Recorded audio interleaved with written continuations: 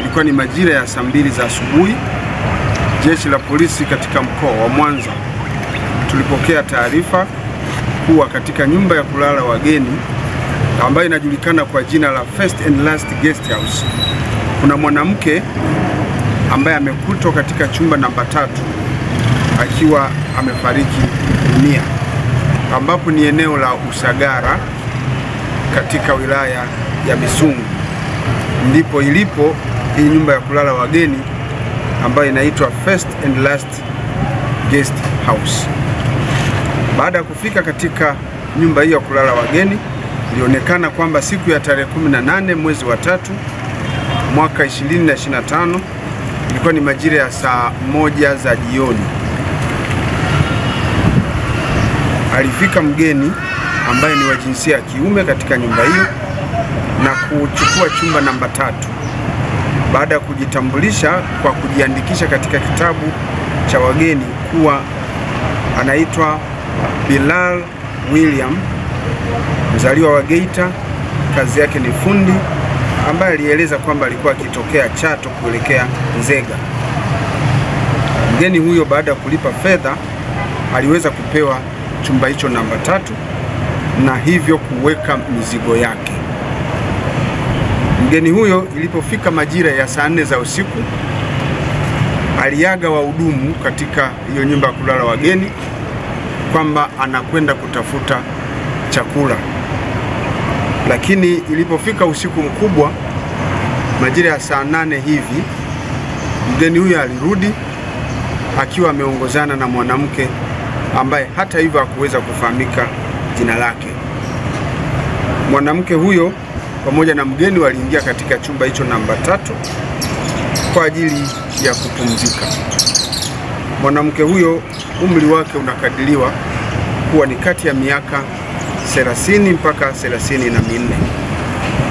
Ilipofika majira ya saa 12 alfajiri siku ya leo sasa, wahudumu walianza kufanya usafi, na wakati wakifanya usafi walibaini kwamba katika chumba namba 3 alipolala yule mgeni jana, mlango ulikuwa umefungwa kwa nje, kwa maana komeo lilikuwa limefungiwa nje huku kukiwa kuna kufuli.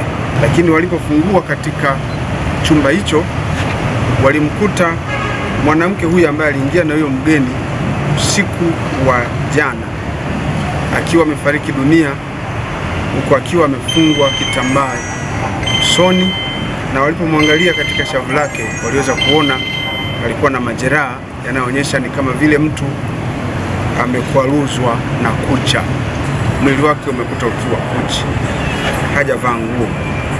Lakini walipoangalia pembeni, uchunguzi wetu umebaini kwamba kulikuwa na chipsi sahani 2, chakula maarufu kama chipsi sahani 2, lakini pembeni kwa kuna chupa ya pombe moja ambayo ni pombe kali. Kwa kuna chupa nyingine ya bia. Lakini baada ya kuona hali hiyo, wahudumu hao mara moja walitoa taarifa kwa jeshi la polisi, ambapo ndipo askari waliweza kufika na kufanya uchunguzi.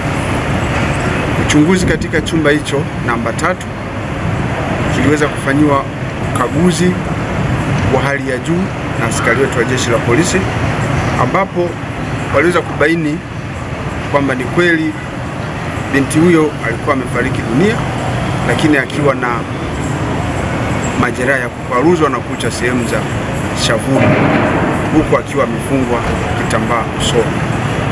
Lakini pia waliweza kubaini kwamba mwanamke alikuwa uchi, mwili wake umekuta.